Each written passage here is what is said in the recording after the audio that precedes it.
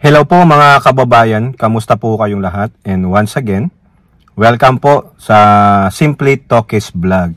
Tayo po ay magbibigay ng maiksing komento, reaksyon, at opinion sa mga mainit na usaping politika sa ating bansa. No? Shout out po sa lahat ng ating channel subscribers, followers, mga nagla-like at nagsishare ng ating videos.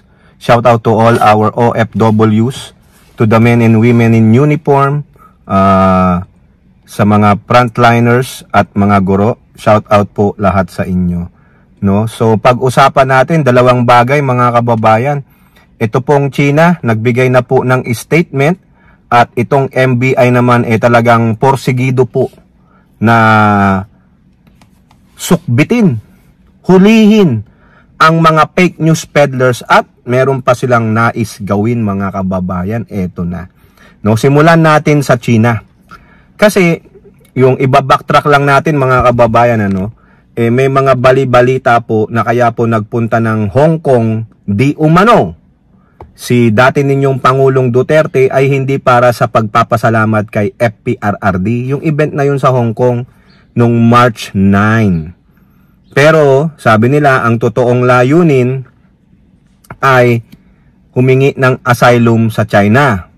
Kung hindi man, baka maging Ninoy 2.0. O yan, galit na galit po yung mga taga-Dilaw, mga anti-Marcos, dahil sinabi ng BP ninyo na pagbabalik ng Pilipinas si Digong kasi nagpupumilit, magiging Ninoy daw siya. Dinagalit ang mga Dilaw, sinama pa sa galit nila ang Pangulong Marcos, lalong-lalo na yung Look Espiritu. Okay? Ngayon, ang China nagsalita mga kababayan. Nagbigay sila ng pahayag. Oo. Kasi hindi natuloy Siyempre, pagbubulaanan nila. Ganon din ang ginawa ng mga Duterte. Hindi naman daw nag-apply ng asylum sa China si Digong. Yan ang sabi ni Sara Duterte. Okay? At itong China, dito po, sabi sa GMA, China denies receiving asylum request from ex-Duterte Kin. Wala daw, sabi dyan. Ito po ang sabi ng kanilang spokesperson for Chinese Foreign Ministry na si Guo Jikun. Ano bang pangalan nito? Quote, Mr. Duterte's visit to Hong Kong is a private holiday.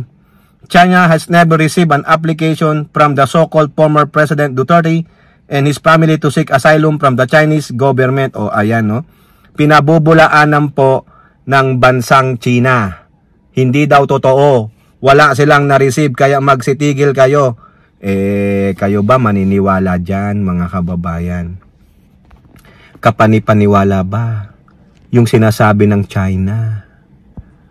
Kapanipaniwala ba yung sinasabi ng mga kampo ni Digong? At nagsalita rin po dyan si Yusek at PCO, Yusek PCO and Palace Peace Officer Attorney Claire Castro. Wala daw po natatanggap na credible information ang Malacanang tungkol sa pagsik ng asylum ni Duterte sa China, kaya hindi po alam ng palasyo. Pero ayon sa mga chismoso, mga marites at tokis, meron daw po talaga. Yun nga lang, naunsya ayaw yatang makialam ng China. Ayaw nilang bigyan ng sakit ng ulo nila ang sarili nila dahil si Digong wala na silang pakinabang. Ano nga naman pakinabang ng China kay Digong kundi mga problema. Saka ayaw nilang kumukop ng taong aantayin sila sa impyerno. Piling ni Digong, impyerno ang bansang China kaya doon siya tatakbo. Pero alam niyo naman ang China, to save face, hindi totoo. Wala kaming nabalitaan, wala kaming natanggap. Pero maniwala ba kayo? Naniniwala kayo? Alam niyo na ang bansang China, mga magaling yan sa disinformation campaign. Ay, dawrit mga kababayan. Pero ang posisyon ng China, wala. Ano bang wala sa China? Hindi. Hindi, wala kami natanggap. Wala kami tanggap. Wala kami tanggap. Tinunaling ti Duterte. Tinungaling. Tinungaling ang Duterte, tinungaling. Yun po. Now, pasok naman tayo dito kay MBI Director Jaime Santiago. Talagang porsigido po ang ating NBI director at mga NBI officers na tugisin, hulihin, panagutin ang mga fake news peddler. At mahuli din ang kanilang mga financial backer. Yan po yung balita sa Inquirer.net. NBI has a list of fake news peddlers tracing financial backers. Ayan, syempre, itong mga to, kumukubra yan. Kumukubra. No? Yung napanood ko pong video kay JDB kanina, si JDB Pro Filipino Comments. No? Sinabi niya yan, may mga pro Duterte dati na nagbaliktaran na dahil hindi na masikmura yung pinaggagawa sa kanila. Malaki nga ang bayad pero you have to do some very very malicious fake news information. Masisikmura nyo yun? Di ba kayo? Kumikita kayo sa maling pamamaraan o mga gunggong kayo. Pero kung makapalang mukha nyo, matibay ang sikmura nyo, bahala kayo sa buhay nyo. Pero ito po ang sabi ng NBI Director. Meron silang listahan ng 20. Ito po yun. No? Yung nilalaman ng balita na to, ibubuod ko na lang. 20 na mga vloggers at madami pa ito. Kasi sabi ni NBI, hindi ko nga maintindihan. Iisa lang naman ang naratiba nila. Iisa lang ang naratiba. Ito raising suspicion of coordinated efforts, no?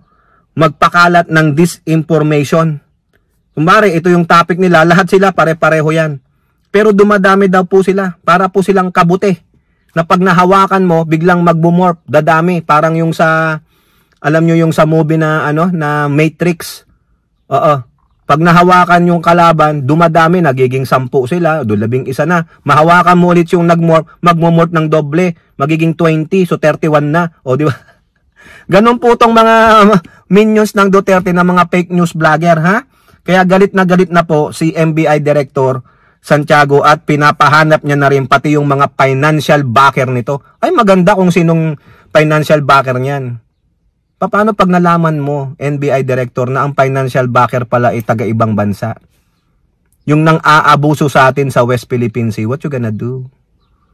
Kasuhan din sila, Di ba, mga kababayan? Ano pa sabi niya dito? We are looking at why they are increasing in number. Oo, syempre, sabi ko nga sa'yo, para silang mga kabuti. Nagmumorph, oo. Mahawakan lang, dumodoble, oo. Why does it seem that they only have one team? Riding on the disturbance in our political atmosphere. This should not happen. Our country is in trouble. Citizen will be confused. O tama naman yan. Meron pa dito mga kababayan, nais din nilang hulihin yung mga US based o mga nakatira sa ibang bansa na nagpapakalat ng fake news tulad nung real TikToker. Real Talker, si Mr. Real Talker, yung taga Singapore. Taga Japan, meron dyan yung babae na ganun din ang bunganga kay Maharlika, no? Ang sabi dito, ni NBI Director, yung jurisdiction issue. Dito tayo sa jurisdiction issue nitong mga to. Lalo na dito sa US. In the US, for example, libel is a civil case. Opo, totoo po yun. Wala pong pagkakakulong, bayad danyos ka lang. Hindi tulad sa atin na criminal case. So, if a blogger is a US citizen, how can we enforce our laws on their citizens? Especially when their laws differ from ours. Magkaiba. But he said they are exploring other avenues. Ano yon? We are looking at all angles. For example, they could be inciting to sedition. Correct. Kasi po, yung sedition dito sa Amerika, criminal charge yan. Para po at least makahingi ng extradition ang ating bansa. Ay sana nga, no? Sana naman kasi yung libel case dito, civil case lang. Bayad danyos ka lang pag nagilty ka. Hindi tulad sa atin, criminal, may pagkakakulong. Di gawan mo ng ibang paraan, inciting to sedition, o di ba? Ganon din po ba sa Singapore? Ganon din po ba sa Japan at ibang panig ng mundo? Di ba? Sana po masukbit sila mga kababayan. No? Para matigil na itong mga gunggong na ito. Okay, next. Ganon din po yung balita dito sa Philstar, NBI to probe brains, yung utak ng fake news peddler. Yan. Nakikipagtulungan na po ang NBI sa DICT, no? Ang gusto kong iano natin dito ay itong gagawin ng PNP ACG Group, yung Philippine National Police Anti-Cybercrime Group, no? Sa pamamagitan po ng spokesperson na yan na si Lieutenant Wallen Arancillo, sabi niya that authorities are actively conducting online investigation and monitoring illegal online activities, with false information being the most prevalent issue detected. When we identify accounts posting fake news, we conduct investigation until we determine the actual owner behind the post. Ay, congratulations po. Ay, agree po dyan mga kababayan. Galingan nyo po dyan sa PNP ACG Group, Anti-Cybercrime Group ng PNP. Mga kababayan, meron din po, no? Ito, code card yata ito. No? Tingnan natin kung nasaan ito. May nakita po akong code card tungkol po sa nais gawin din ni NBI Director Santiago, na hihingi po sila ng tulong sa Interpol. Ayun! Tama yan. Hihingi, future. Hihingi ng tulong ang NBI sa Interpol para po sa mga tulad ng mga sinungaling dito na nasa Amerika. Ayan po, sa Radyo Pilipinas, mga kababayan, sa Radyo Pilipinas, FB page nila. Sabi dito, Pilipinas magpapatulong sa Interpol para mahuli ang mga vlogger at mga Pilipino sa ibang bansa na sangkot sa fake news. Mabuti nga sa inyo. Ayan. Radyo Pilipinas po, FB page, sila po yan, no? Mukhang talagang desidido po ang ating NBI Director na makasuhan ang mga fake news peddler na ito. Matukoy ang utak ng kanilang mga pagpipake news. Sino yung nagkukumpas? At higit sa lahat, sino yung financier nila? Na pag nahuli yan, iyak. Kasi po. Parang yung umiiyak na babae doon sa Cebu, yung nahuli. Ngayon, NBI Director, ito po ang challenge ko sa inyo. Ito lang naman challenge ko sa inyo. Huwag po sana kayong magalit. Bakit hindi nyo po hulihin yung si Dado ng FGF? Panay po ang labas niya ng video niya sa channel niya, sa social media account niya na he is really inciting to sedition. Bakit hindi nyo po hulihin yan, imbestigahan?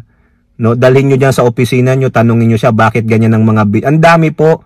Kinasuhan na yan ni General Torre, pero kayo po dapat, imbitahan nyo rin po siya, tanungin ninyo. No, DOJ, yan kahapon lang may napanood ako. Sabi niya, Bongbong Marcos, we will terminate you. Diba? Ano yon? Ano lang ang kaya natin? Yung taga Cebu na maliit. Dapat yan, ang tagal na, ang dami ng videos na nilalabas yan na talagang inciting to sedition. Ano po ginagawa ninyo? Yun lang po yung opinion ko, Director Santiago. Kung talagang desidido po kayong sukbitin tong mga taong nag-aano ng inciting to sedition, di ba? Sabi nyo, one of the avenues na para mahuli, ma-extradite itong mga yung mga kababayan natin na nagpipake news sa ibang bansa, inciting to sedition, lalo na sa Amerika, kasi hindi naman criminal case ang libel. Bakit yan, Nandyan yan si Dado sa Pilipinas, hindi nyo masukbit. Yun lang po na, wag po sanang magalit, General NBI Director Jaime Santiago, Dapat pare-parehas ang tingin natin. Okay? Kayo po, ano pong inyong masasabi? Comment down below. And don't forget to like and share. Hope to see you on next videos. Bye-bye. God bless.